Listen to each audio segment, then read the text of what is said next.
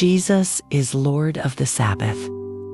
One Sabbath, Jesus was going through the grain fields, and his disciples began to pick some heads of grain, rub them in their hands, and eat the kernels.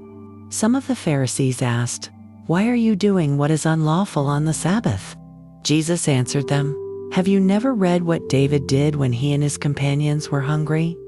He entered the house of God, and taking the consecrated bread, he ate what is lawful only for priests to eat, and he also gave some to his companions. Then Jesus said to them, 'The Son of Man is Lord of the Sabbath.'" On another Sabbath, he went into the synagogue and was teaching, and a man was there whose right hand was shriveled.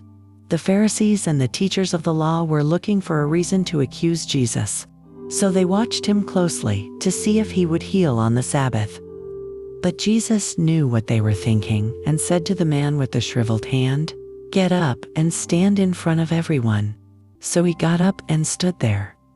Then Jesus said to them, "I ask you, which is lawful on the Sabbath, to do good or to do evil, to save life or to destroy it?" He looked around at them all, and then said to the man, "Stretch out your hand." He did so, and his hand was completely restored. But the Pharisees and the teachers of the law were furious and began to discuss with one another what they might do to Jesus. The 12 Apostles. One of those days, Jesus went out to a mountainside to pray and spent the night praying to God. When morning came, he called his disciples to him and chose 12 of them, whom he also designated apostles: Simon, whom he named Peter, his brother Andrew, James, John, Philip, Bartholomew, Matthew, Thomas, James, son of Alphaeus, Simon, who was called the Zealot, Judas, son of James, and Judas Iscariot, who became a traitor. Blessings and woes. He went down with them and stood on a level place. A large crowd of his disciples was there, and a great number of people from all over Judea, from Jerusalem, and from the coastal region around Tyre and Sidon, who had come to hear him and to be healed of their diseases. Those troubled by impure spirits were cured, and the people all tried to touch him, because power was coming from him and healing them all. Looking at his disciples, he said, "Blessed are you who are poor, for yours is the kingdom of God. Blessed are you who hunger now, for you will be satisfied. Blessed are you who weep now, for you will laugh. Blessed are you when people hate you, when they exclude you and insult you and reject your name as evil, because of the Son of Man. Rejoice in that day and leap for joy, because great is your reward in heaven. For that is how their ancestors treated the prophets. But woe to you who are rich, for you have already received your comfort. Woe to you who are well fed now, for you will go hungry. Woe to you who laugh now, for you will mourn and weep. Woe to you when everyone speaks well of you, for that is how their ancestors treated the false prophets. Love for enemies. But to you who are listening, I say, love your enemies, do good to those who hate you, bless those who curse you, pray for those who mistreat you. If someone slaps you on one cheek, turn to them the other also. If someone takes your coat, do not withhold your shirt from them. Give to everyone who asks you. And if anyone takes what belongs to you, do not demand it back. Do to others as you would have them do to you. If you love those who love you, what credit is that to you? Even sinners love those who love them. And if you do good to those who are good to you, what credit is that to you? Even sinners do that.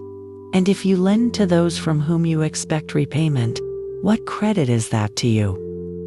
Even sinners lend to sinners, expecting to be repaid in full. But love your enemies, do good to them, and lend to them without expecting to get anything back. Then your reward will be great, and you will be children of the Most High, because He is kind to the ungrateful and wicked. Be merciful, just as your Father is merciful. Judging others.